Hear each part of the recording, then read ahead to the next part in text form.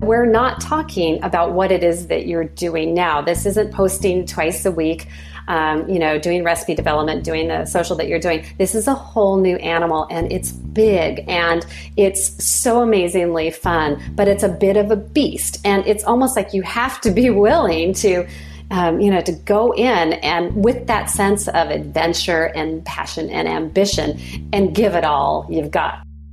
That was Laurie Buckle, and this is episode number 148 of the Chopped Podcast.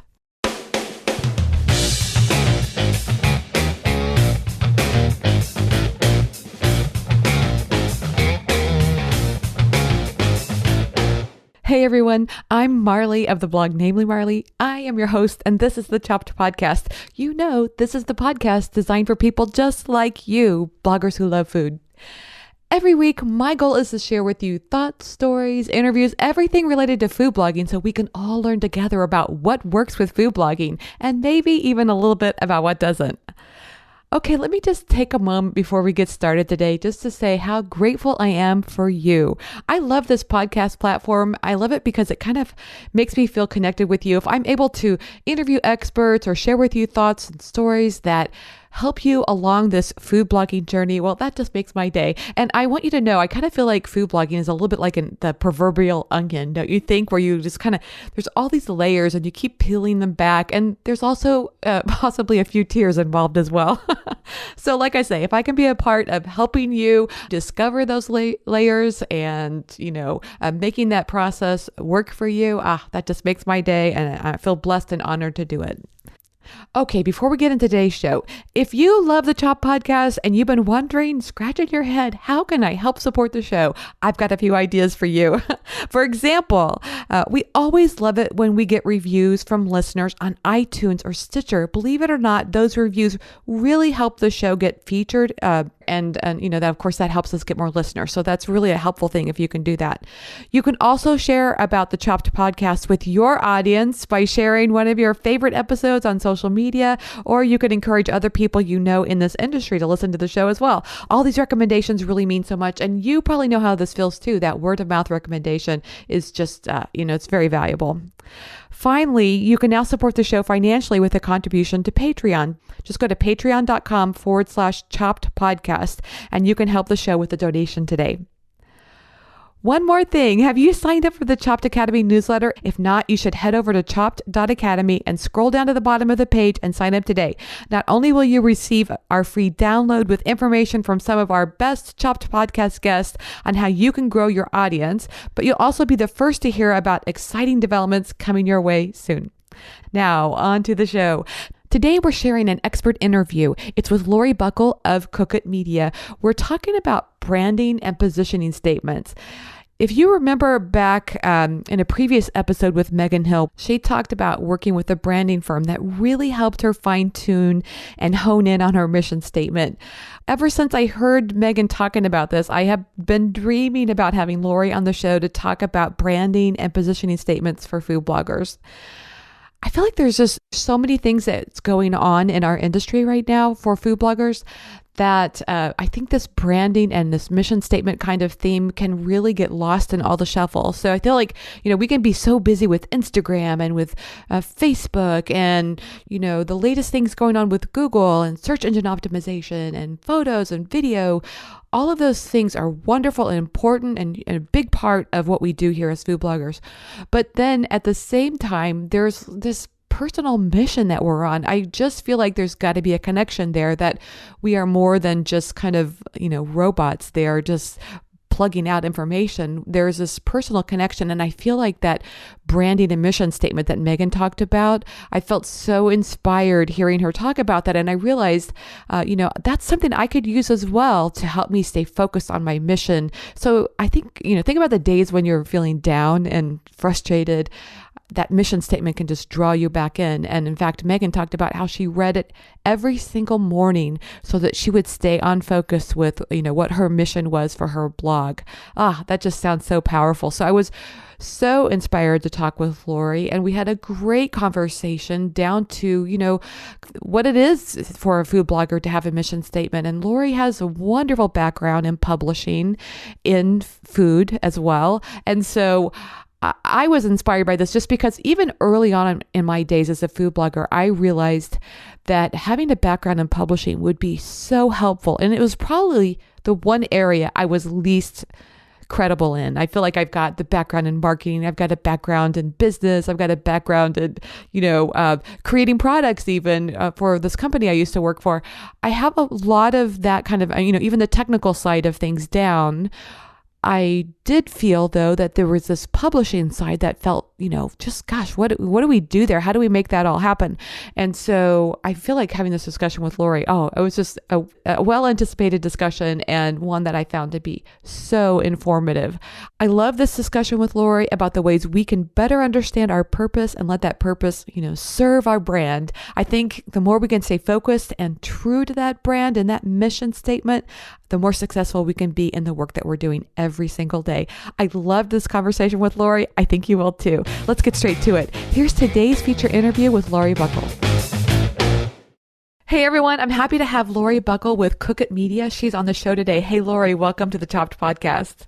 Hey Marley, thanks. Thanks for having me. Well, I need you to know this, that I have been looking forward to having you on the show for several months because Megan Hill of the site Culinary Hill was on the show and she talked about how she worked with you to create this, I don't know what this 3-page euphoria statement about her site. And I've just been thinking about you ever since. Oh my God, Marley, back at you. And Megan, one of my favorite people walking the planet today. She is lovely. A wonderful person. But I'm really looking forward to our discussion today because we're going to talk about branding and positioning statements and all that great stuff. But I think it would really help people to have a little bit of information about you. So can you talk a little bit about what it was that caused you to start Cook It Media? Sure. It's a little bit of a long story. I'll try to keep it super short. I actually have been in the food business for, 30 some odd years right now. So there's some dust on this story. But I started at Bon Appetit magazine way back, when food was gourmet and that kind of thing, and really learned everything about magazines and print publishing and food for that matter. I was not a cook when I started, and I definitely was by the time I left. But I learned it all at Bon Appetit. And from there, I moved on to a magazine called Fine Cooking. I don't know if any of your readers know about that, but really interesting opportunity to completely rethink and rebrand the magazine and relaunch it for this audience that so passionate about cooking, spending their entire weekends cooking and that kind of thing. And then I went on to Better Homes and Gardens, where I got to be the editorial director of all the food content the brand created across every single platform you could think of. And they were definitely there. They're in a lot of platforms, but it was really where I began to understand digital in a way that I hadn't before, and how quickly I became obsessed with what was happening in the food blogging space and how I was using what I knew there to kind of really think differently about what we were doing in print. Pretty gradually, it sort of just occurred to me that, really what's interesting to me is happening in digital. I think 101 Cookbooks, Heidi was one of the first people that kind of, really swayed me into that world of food blogging. Reluctant at the beginning simply because I had grown up in a test kitchen and I knew how much work went into developing and testing recipes and that kind of thing, but really quickly realizing that somebody like Heidi was completely changing the way we were eating and the way, sort of you wrote recipes. And she taught me to trust food bloggers because, she'd write a recipe and she'd say, use this whole lemon here. And I'd be like, what? I'm not using the whole lemon. And I would, and it would be incredible. So I was, at that point I was like, okay, digital is my future. Where am I going? How am I going to get there? And pretty quickly realized that what I was seeing in the food blogging space was these amazing talents that didn't really have a strong sense of the business that they were creating. And the goal, Cook It's original goal, and still truly its heart, its beating heart, is this idea of helping bloggers become better businesses. So we really started in the consulting space and working with folks to kind of, where is your brand strategy here? Who are you? How do we define you in a very specific way? What is your niche opportunity? More importantly, almost than that, is who is your audience? Who are you doing this for? And I think I mentioned this to you already, but one of the most sort of eye-popping things that I talk to bloggers about is the fact that their blog isn't about them. I know it was way back at the beginning. I know it was that sort of diary process that, you as a blogger had that chance to write about you and the things that were interesting to you, and the good ones out there really resonated with readers, and the readers came to follow along and hear their story. But when you think about it as a business model, you have to be so sort of crystal clear about who that is that you're talking to, what they need. Often we call them pain points. Like, what are their problems and how can you solve them? That's a little bit of a long story, but that's definitely how I got from food publishing in the traditional way to, sort of food content and where it is now. Super, super lucky. Yeah, that's a great story. And I just have to tell you that I started following 101 cookbooks when I didn't even know what a blog was. Same. She was like my sort of virgin territory kind of thing. And I immediately obsessed. And to this day, still huge fan. Yep. I'm on her mailing list and I check out everything that she sends out. I just love the things that she does. Yeah. Same. But I also like this story. Did you actually say that did you have a background in food what was it that caused you to start, working for Bon Appetit magazine? Oh, that's so funny. So I wanted to work in magazines, like I don't know, I was 10 or 11 or something. And I was stealing my mother's copies of Vogue, from the mailbox before she could even get to, I was obsessed. I wrote for Appaloosa News, a horse magazine. I was crazy about horses too. But I wrote for them and I drew pictures for them. I just always wanted to work in magazines. And I had been living in London and I worked at a little magazine there called Mother and Baby, which is really funny considering none of those things were relevant in my life. But it gave me such a taste of magazine work and what it was that by the time I got back to Los Angeles, I was like, okay, anything. And magazines in Los Angeles are kind of few and far between. So I think I just got really lucky. I just got the interview, got that first position, that first rung on the ladder. Pretty quickly, they really figured out I had like no knowledge of food whatsoever. So they sent me to some cooking school options that helped a lot. But really, I learned how to cook and I learned how to eat in the test kitchen at Bon Appetit, where, all day long, we were testing and developing recipes. We used to have tastings at 11:30, and 2. And it was like some sort of Pavlovian, response to the day. I was like, okay, it's time for the tasting. It was like, but it's like you'd sit around this tasting table and we'd all have a dish, we'd all have a sample, there'd be complete silence, and then you'd have to go around the table and talk about what you thought about that dish, whether it was working or not, and why, the acid level, the salt, all those sorts of things. So it was like learning how to eat at the same time I was learning how to cook. It was great. Do you feel like your taste buds, advanced during that time? Totally. I mean, to some ways it's a disadvantage because I'll eat something that is mediocre and I'll be like, nah, not worth my time. Do you know what I mean? It's like, now I'm stuck with this like palate that's really demanding. It's kind of hard to live with. I love it. Someone just introduced me to a really good balsamic vinaigrette, and I'm very worried that I'm never going to be the same with any other again. I know a perfect example. It's like once you've been there, there's no going back. I don't think I can go back now, and I'm really kind of depressed about it. But I like this. That you're now a high maintenance eater. I'm so high maintenance. My husband tells me that all the time. It's good to be picky, though. But I also want to tell you that I really love talking with you right now because I have felt for some time, as I've interviewed a lot of food bloggers on this podcast, I see a lot of different skill sets coming into this. I see a lot of people with background in education. I see people with background in business or marketing. But I have seen very few people who have come from the publishing background. And I kind of feel like publishing is a big part of what we're doing. I think it's huge. I mean, it's so interesting because when you're working on a magazine, obviously your subject matter is kind of the driving force. You're a food editor or something like that. But I was always really interested in the business of what we were doing. And by the time I got to be a managing editor and then obviously an editor in chief, it was very much about the business and how you understand your content through the lens of those business opportunities, whether those are, whether that's your ad sales department or your circulation department or your subscription department, all those, budget department, all those things that make up the business of what you're doing. And for me, that was the part that I always really wanted to kind of bring, when those two things, in other words, I'm not explaining that very well, but when they come together, when the passion for the content comes together with the success of the business, that's a product that can change the world.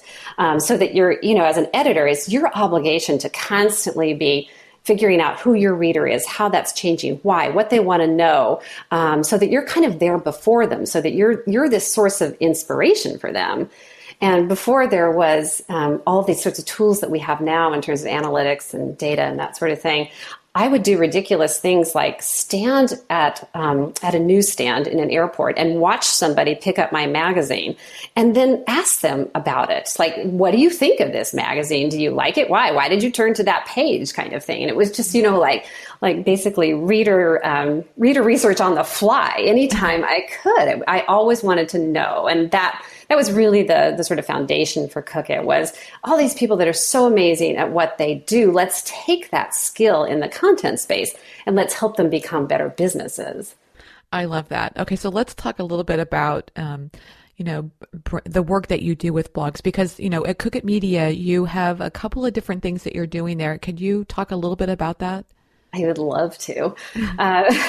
So Cook It, like I said, Cook It started in the consulting space, and that is still a big part of what we do.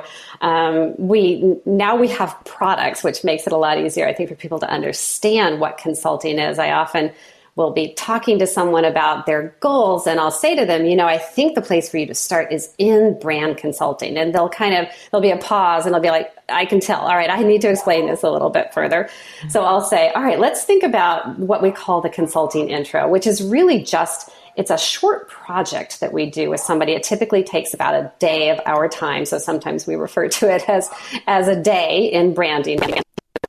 Sort of the building blocks of what branding is, which is really understanding your competitive set, understanding your target audience, understanding sort of your opportunity in the marketplace, and then looking at your site, very generally, but looking at your site and suggesting ways that you could organize your content so that your readers would better understand what your product was and how it served them.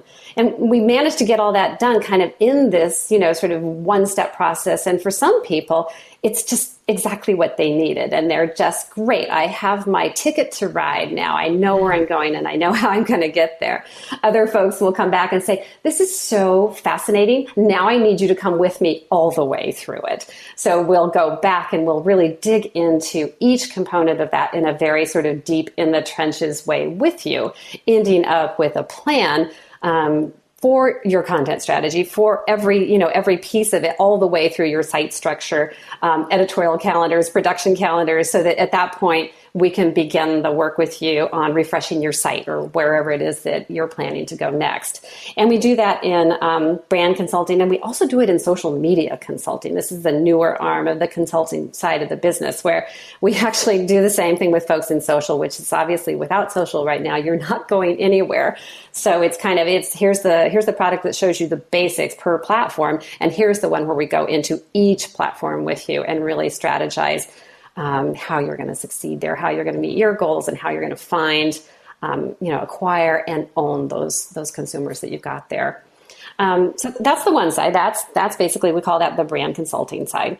The Cook It also has brand management, which is where we actually work with influencers. These are influencers that are exclusive to the Cook It brand agency, to help them craft partnerships with brands. That kind of day-to-day work. I know a lot of influencers are hearing from brands every day. What do you think about this? Would you want to do this? And that sort of thing. But we work with them to respond to those brands, to help them craft ideas for these campaigns, for these sponsorship opportunities that are creative, they're sort of out of the box thinking, that sort of help their brand as much as it does the brand that wants to partner with them. So that's basically Cook It brand management.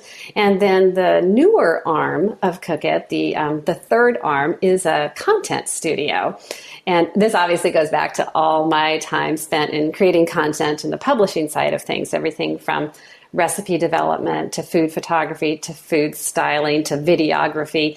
Because what's happening in the content space, and I'm sure you're seeing this too, is that the influencers who are growing, those ones who are really trying to do it all, they realize they can't do it all now. They can't do all the recipe development. They can't do all the video. They can't be on social, 8 hours a day on top of everything else. So the goal here is to find a relief valve for them, to find the thing that they feel like is is, that they don't want to be doing anymore, that maybe it's not their strength. Maybe they just find it too time consuming. Maybe they want to take that time and put it somewhere else.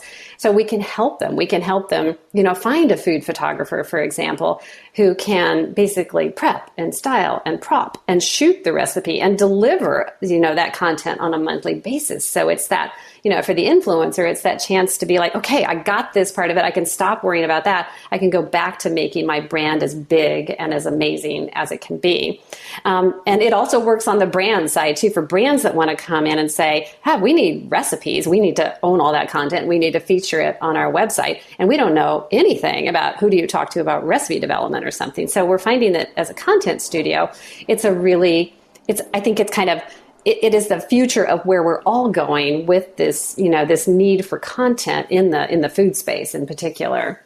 It's interesting because as I listened to you talk, it made me think that, just as you are helping the blog create its brand, Content Studio sounds a little bit like a personal brand. Like I could finally confess that I don't like taking the photos and I can hire somebody to do that for me or that kind of thing. One of my favorite people ever just made that decision for herself. She's an influencer too, almost like a year and a half ago, I think, or something, a little while ago. And she's like, I'm not doing that photography stuff anymore. I'm not good enough at it. I'm going to go work with a team that can knock it out of the park so that I know every time someone is looking at me, looking at the content I create, it's as good as it can possibly be. And she was a real inspiration, what's Gabi cooking in this process. I love her. Yep, she's a friend of the show. She's been on. And another one that's done the same thing is Liz Delacroce of the site The Lemon Bowl. She finally just said, I just don't want to do it anymore. And she hired somebody. And I just think that's so brilliant. I do too. And it's funny because it kind of contradicts, if you think about it, my original thinking around this idea that bloggers are these efficient machines of content creation. And when I started, that's what they were. And I was amazed at everything. It would take us a team of 8 people and 3 days to do what they did in the space of an afternoon sort of thing, comparing print to now. But I think what's happening in the blogging space is that the smart brands are growing in such a way that simply from the perspective of time, not necessarily talent, there just isn't the time to do everything that needs to be done to be the brand that you are, not just the blog anymore, the destination that you are, the website that you are as you become that opportunity. Yes, I think if you want to maintain a certain level of quality in everything that you're doing, at some point, something's got to give. That's just all there is to it.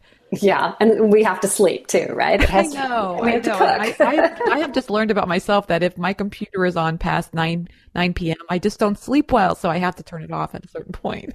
Gosh, I hear you. I know. It's like, don't check your phone before you go to sleep, right? I know. Oh, that's a recipe for disaster for me, at least. Sends my brain racing all night long. Same. Yeah. So let's talk about, thank you for sharing that because I love the fact that, you worked a lot with brands, and I hope people listening to this, with food bloggers, I hope people listening to this get that message. You have a lot of experience working with food bloggers because I think that's important because we can talk about brands all day long, but what we're seeing, I think, going on in the food blogging industry is different, and I think it helps to have that expertise. It's funny, we do. Obviously, food bloggers they're our everything, effectively. They are who we work with. They're the potential for the business. They're the future of what we're doing.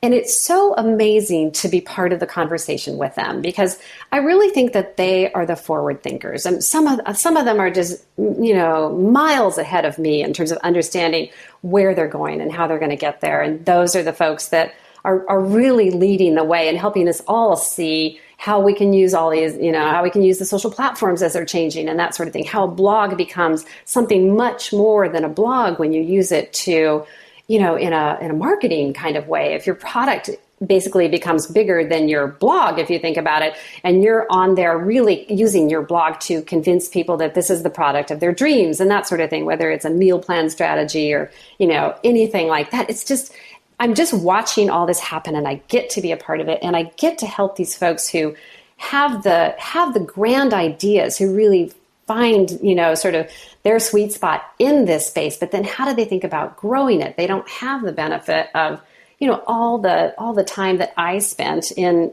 what is effectively the same thing in many ways. If you think about food publishing in print or food publishing in digital, it's still, how are we all growing? How are we all part of the food story as it grows? And how are we also part of the platform story, whether that's, print or digital? How do we all keep growing there too?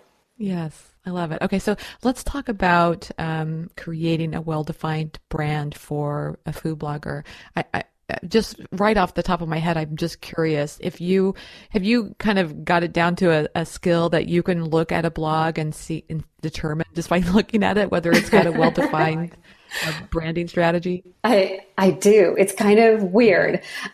So when you're an editor, you basically train yourself in the work of seeing what's good about the content that you're looking at. So if you're working on a story, I spent a lot of time as an articles editor, really kind of working with writers, getting their stories to the best possible place. But you develop something in your gut that helps you understand when something is exactly right. And when it's right, it's like all the happy bells go off and you're like, and it's kind of like when something tastes really good too. It's that same thing. It's like, this is exactly right. You said this in the right way. I understand what it is. It drives your story forward, all those things.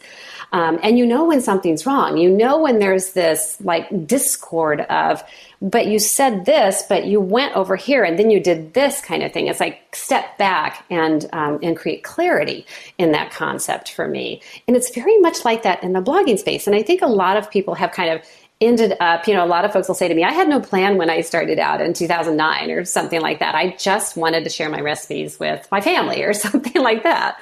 And all of a sudden, I've got all these people that are talking to me about my food and this kind of thing. They didn't really, at the very beginning, stop and say, here's what I'm going to do, and here's how I'm going to do it. And I can often see the map underneath the sort of the chaos of content.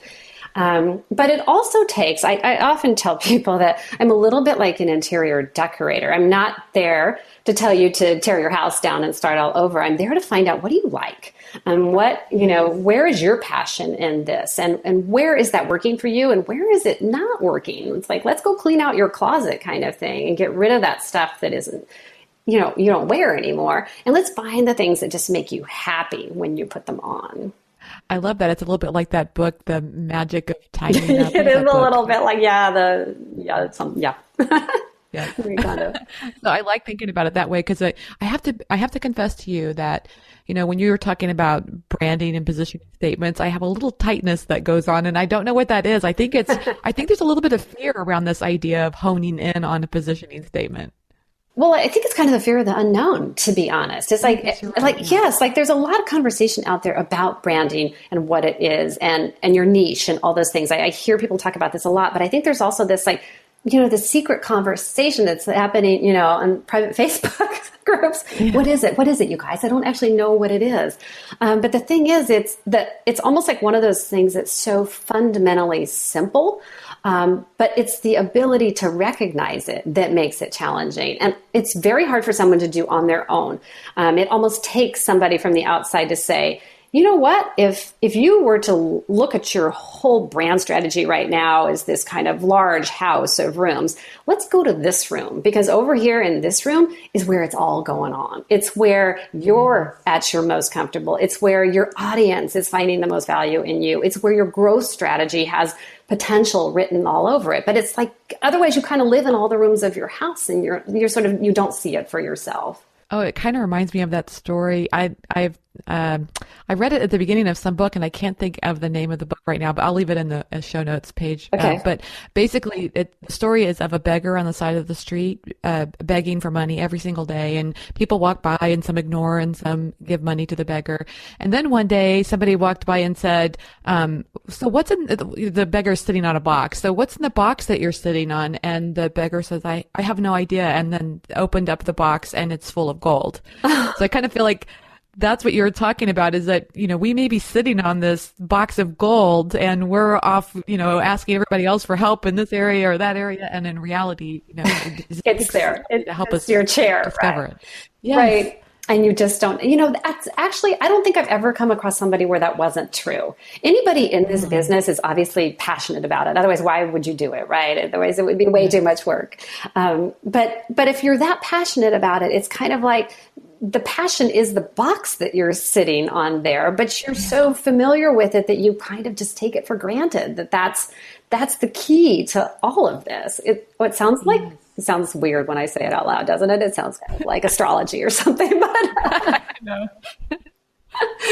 it is often just right there. And it's often just pointing to it and then helping folks acknowledge it, realize its value for the readership, and then figuring out how to kind of take everything they've created and point it in that direction.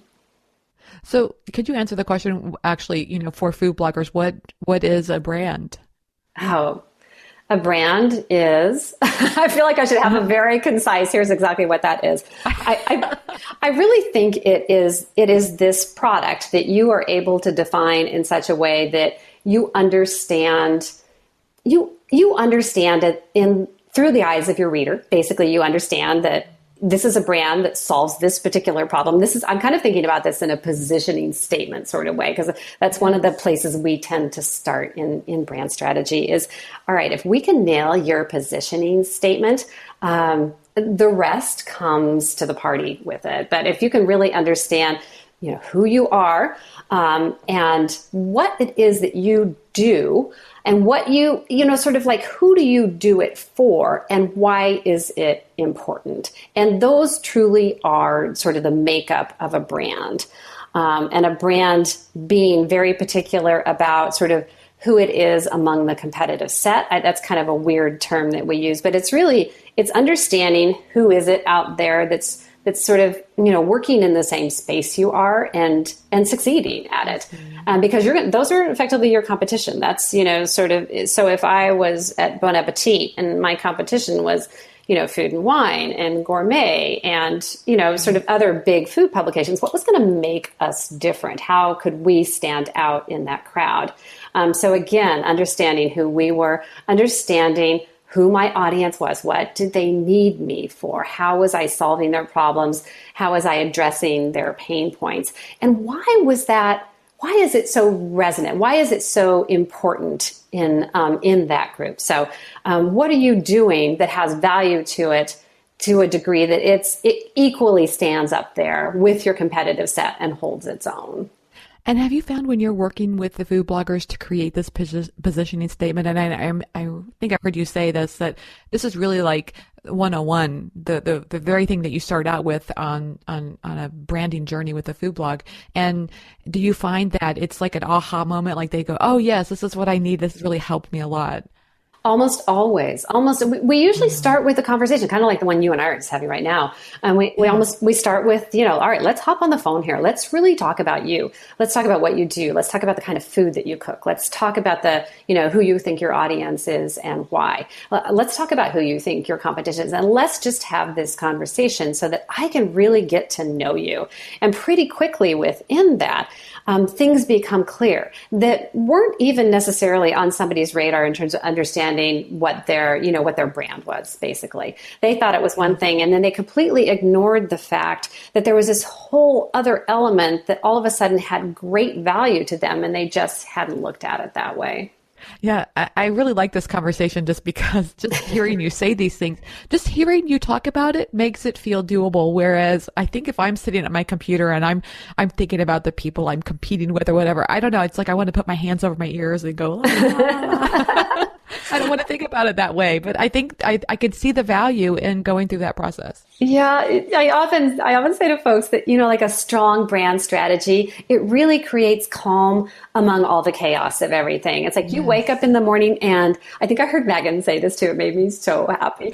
She was like, yeah, I know what to do now. I don't get up in the morning and try to figure out, okay, what's the hot new search term? Or, what unicorn thing should I do today? It's not that. It's like she's on a mission from God to do what it is that she's doing. So everything else kind of falls by the wayside, and you stop all that questioning and doubt and everything that comes with it.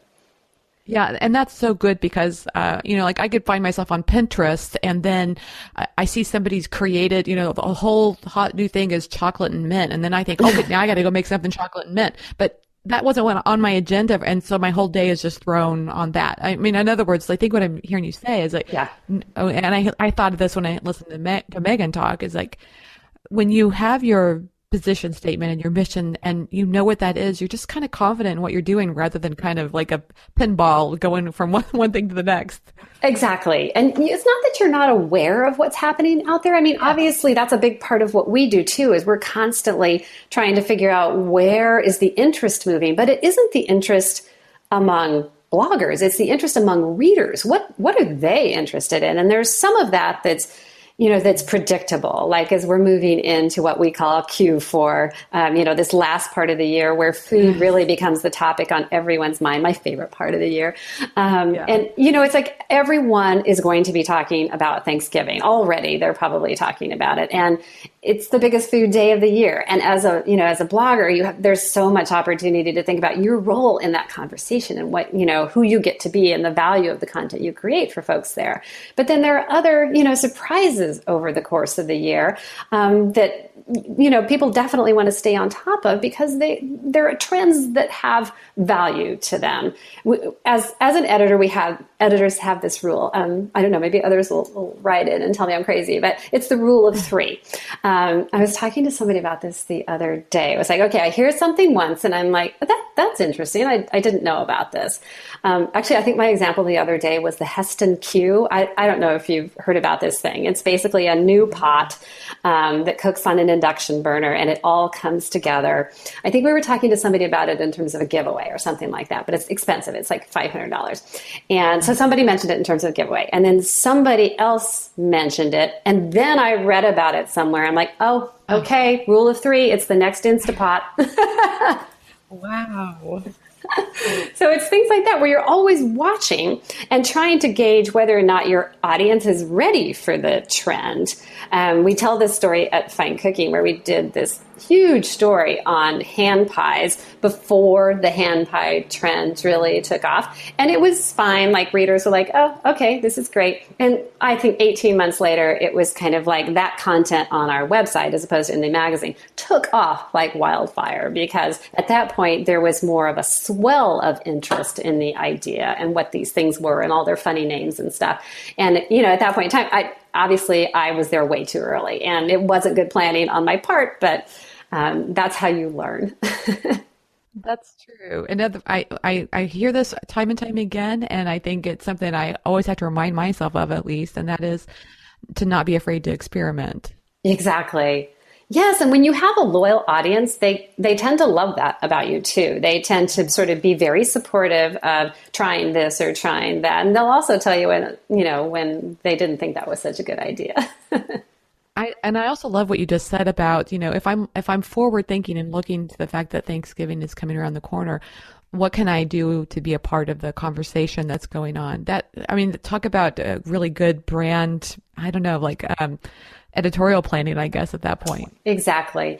And editorial planning isn't sort of a wake up on Monday and let's figure out what we're going to do this week. It's actually a year-long strategy. And when we get into what we call branding boot camp, we spend some time in this space where we are really talking about, okay, the idea of monthly themes. What are these themes that we're going to kind of wrap our content around in a way that's really applicable to that time of year, but also to the bigger message that we want to put out there day in and day out. And then let's break those monthly themes down into weeks and think about, all right, what's the focus of this week and how is that going to support our cause? So, you're doing this over the course of the year. Obviously, you're not planning every piece of content that you create a year out, but you have a really strong sense of what you're doing that month, that week, and as it refines itself down into the specific content that you're going to create, you're closer to real time, but at the same time, it's all a big plan. It's kind of written in stone, and you don't have to be that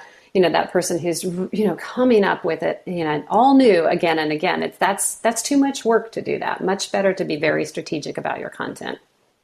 Yes, I love that because it kind of I don't know. It feels like it gives you a 30,000-foot view of the marketplace, and then you kind of know the spot that you fit in. Like if there's a hole somewhere, and you can kind of plug yourself into that hole. Exactly, exactly. And what your readers expect of you too. Like where can you be of value to them as we start talking about Thanksgiving? And is that, is it a particular kind of dish that you have a specialty in? Is it a perspective that you have on how the meal can be something completely different than a lot of folks think it is? You can think about so many ways that we can all have a say in what people are going to be making at that meal, which, if that's the most important meal of the year, you've got to be at that table, right? Yeah, exactly. That's right. So I'm curious, as you're working with food bloggers, what do you think, I mean, if you could just speak in the aggregate of like, what do you think is the biggest stumbling block for people in wanting to move forward to create that brand? Like there's fear, obviously, I would imagine.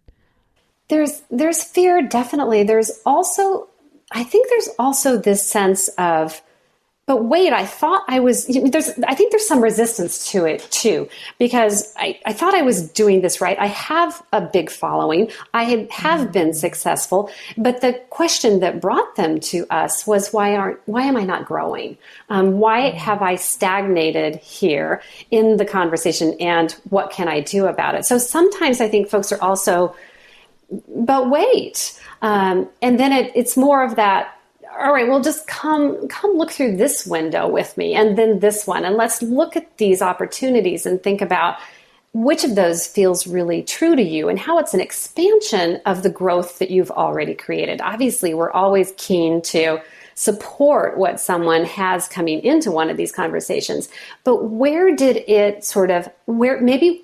stop, and how did it not move forward from there? You achieved your original goals, but how do you look into the future of where your brand can go, and how your audience has moved on, but maybe you're still here? Yes, exactly. Laurie, this conversation is just reminding me so much of tennis. Yeah, I love to talk about tennis because I play tennis and we watch a lot of tennis as well. And I watch the pros, and I imagine if I was somebody who didn't play tennis and I watched the pros, I would think, oh, that's so easy. That's so easy. Just go out there and hit the ball. Right. But there's like 50 different forehands that you have to learn, and there's 30 different backhand shots that you have to learn. And I wonder if this is what's going on in the food blogging community as well, because we can look at those people that we all know, the industry leaders, the ones that are out there that, have a lot of traffic. I mean, Gabi would be a great example of that. And we think it's just happened by accident, not attributing that they really have worked hard. Right. They just woke up on Morning Beautiful and it all just happened. Yes. Just woke up like this. Yeah. So it might be a testament to us that actually there is work involved in progressing your blog and moving to a larger audience.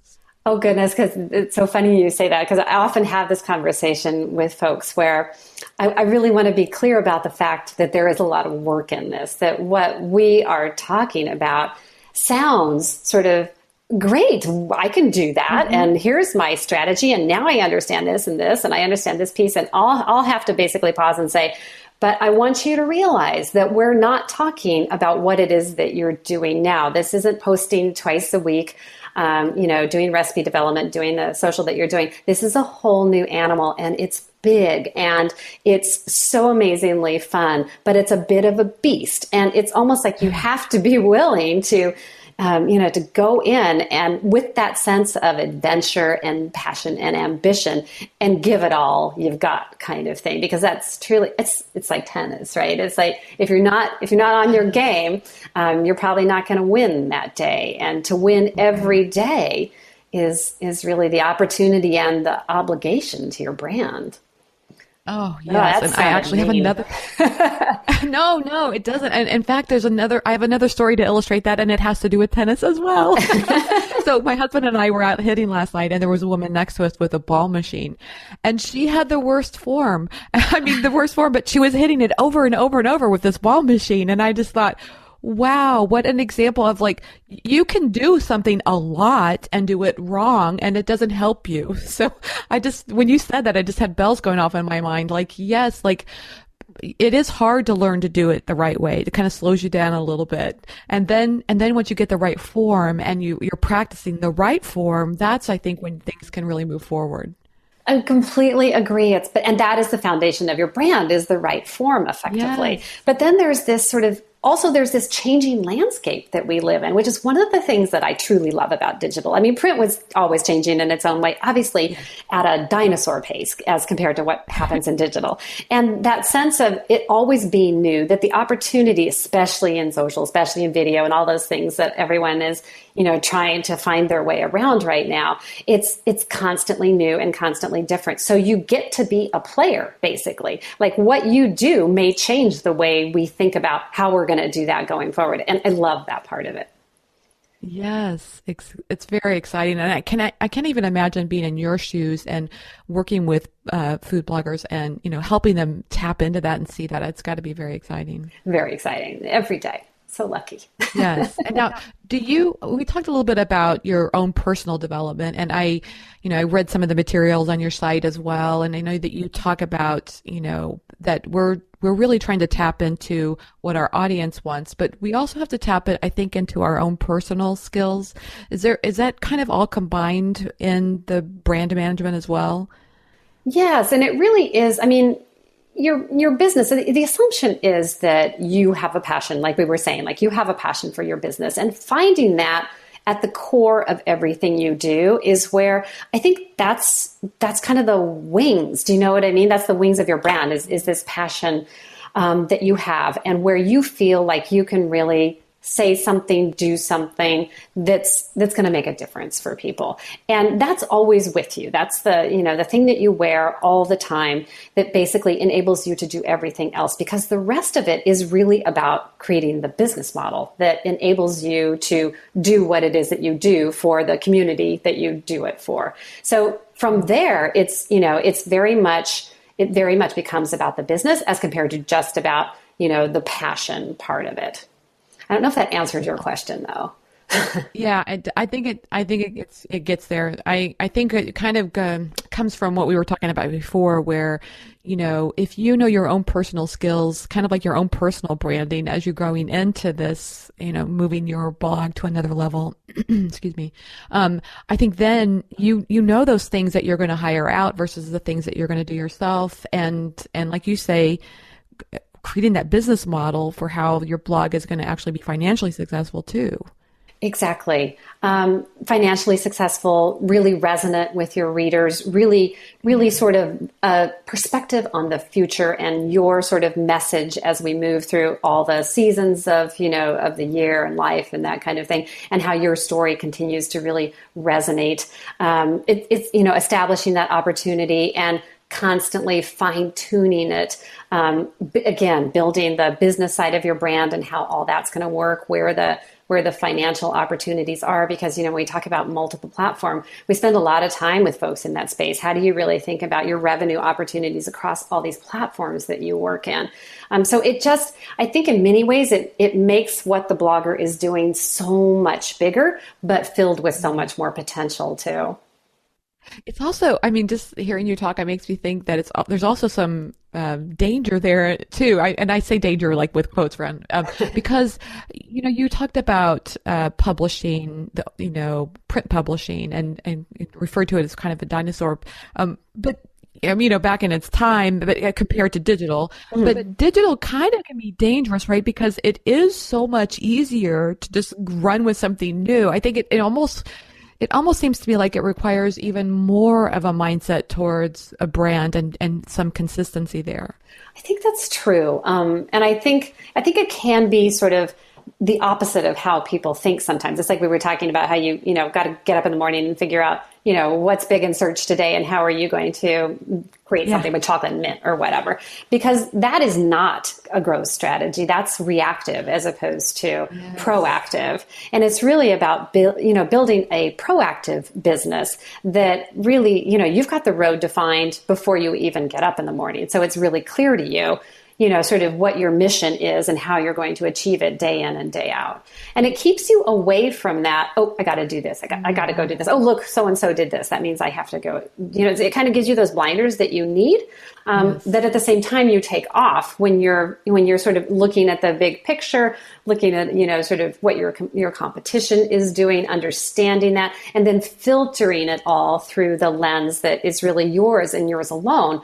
That's a reflection of the path that, you have set yourself on. Oh, I just love this conversation. It's so good. I think it's really, I hope it's really been helpful for people to hear this discussion, because I do feel like, we're makers, we're doers, we're artists, but we're also business people too. And so, I just what you just said just really resonates with me, because I can easily find myself, I call it reactive mode. I can easily find myself in this reactor. I'm reacting to emails. I'm reacting to comments. and I start to search for things to react to versus getting in the proactive doing side of things. Yes, so it's almost easier, isn't it? It's yes. Kind of like, I'll often, save kind of the larger chunk of my email to the later end of the day when my brain is less, kind of active than it is. I definitely have an early morning brain. And in the morning, I'm definitely working in brand space, where I'm really having to think big about, sort of these brands that we're working with, these bloggers that we're working with, and where they're going, and understanding, helping them, really establish what these ideas are around positioning, and mission and voice and brand and content strategy. And so that takes the bulk of my brain, and I have to wear blinders effectively in that process. But as my brain, sort of dies down towards the end of the day, it's like, okay, now I can go and react to things. Now I can solve problems in email and do stuff like that. And I think it's important for people to find, I think some people are night people, find that place where they're strongest to be in the big picture thinking part of what they do. And then they aren't in that reactive mode. They're driving the car then. But you're right. A lot of what we do has to be, okay, obviously I need to talk to this brand about this problem with this, or whatever it might be. That's a huge chunk of it too. But you're right. They're kind of different mindsets. Do you actually leave your email off? I mean, do you turn it off then so you're not distracted by it? Okay, we don't go that far. I minimize it. Got you. Okay, that's good. Laurie, I have loved this conversation. I think we've given so much food for thought for people. So I'm really inspired to share this with everybody. I love to end the interview with a couple of fun personal questions. Are you up for that? Always. Okay. I'm really curious to hear your answer to this one. What's one food item you can't live without? Oh, cheese. It has to be cheese. I have no idea why I'm just insane for cheese, but it's hard for me to go a day without some meal that doesn't have cheese in it. Isn't that crazy? Do you have a favorite one?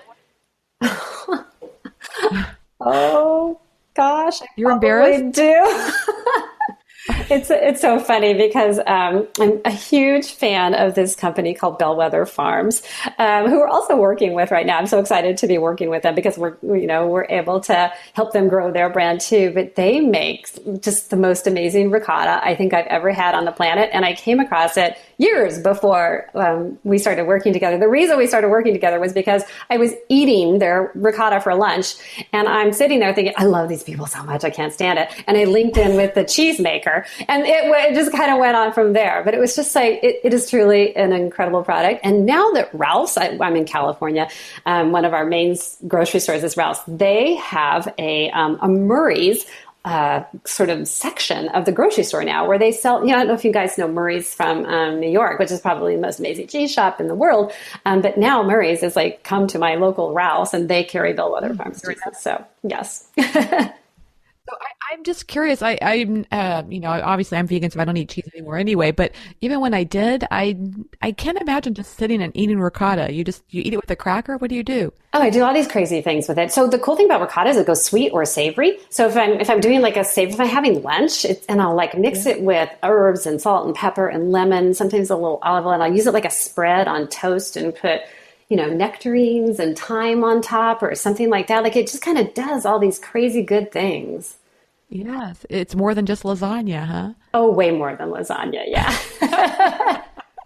Good. I love that. That's great. Okay. What's your favorite app on your phone? Shazam. Isn't that crazy? I'm a secret music freak underneath everything in my food life.